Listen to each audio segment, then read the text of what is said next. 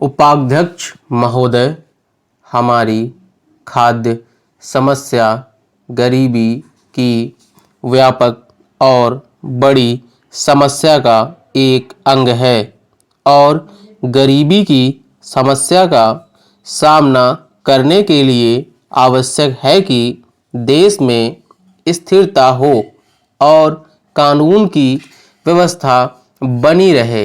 बिना कष्ट उठाए और कठोर परिश्रम किए विकास नहीं हो सकता।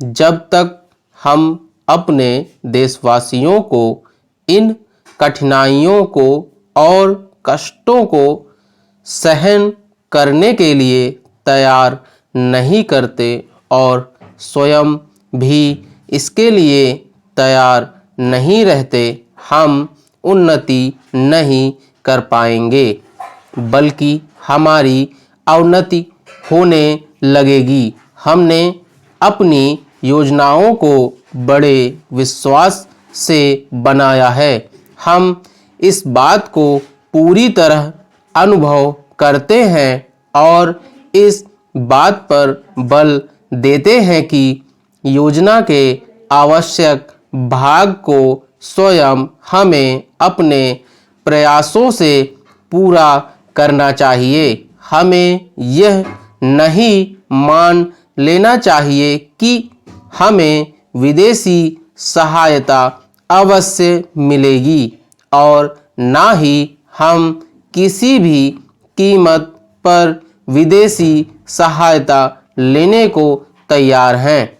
इस कारण मैंने योजना आयोग के उपाध्यक्ष से कहा है कि यदि हमें उतनी विदेशी सहायता नहीं मिलती जितनी की हमें आशा है, तो उन्हें योजना में परिवर्तन करने के प्रस्ताव तैयार रखने चाहिए। चाहे कुछ भी हो, हमें कृत संकल्प होना है और अपने देश को आगे बढ़ाने के लिए पूरे संकल्प से काम करना है।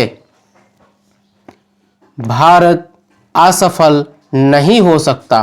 हम सब लोग इस संबंध में एक मत हैं। यह इस अथवा उस सरकार का प्रश्न नहीं है।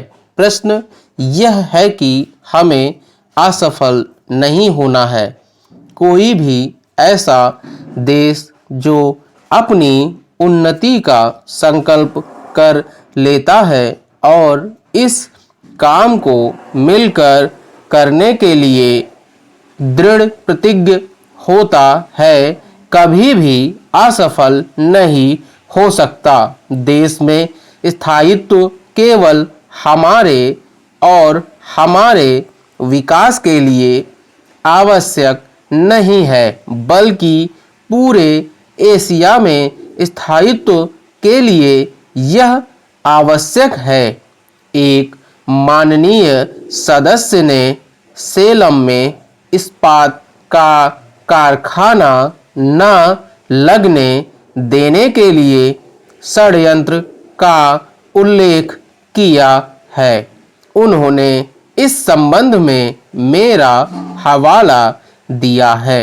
यहाँ भी मैं समझती हूँ कि मेरे शब्द बड़े स्पष्ट थे और मेरे इस विचार में कोई परिवर्तन नहीं आया है। हम सब राज्यों के हितों पर विचार करना चाहते हैं और किसी एक भी राज्य को कष्ट में नहीं देखना चाहते। हमें नए नए उद्योग शुरू करने चाहिए, लेकिन इस समय जबकि हमारे सामने कठिनाइयां हैं, मुझे एक ऐसे इस्पात के कारखाने की योजना बनाना व्यावहारिक दिखाई नहीं पड़ता।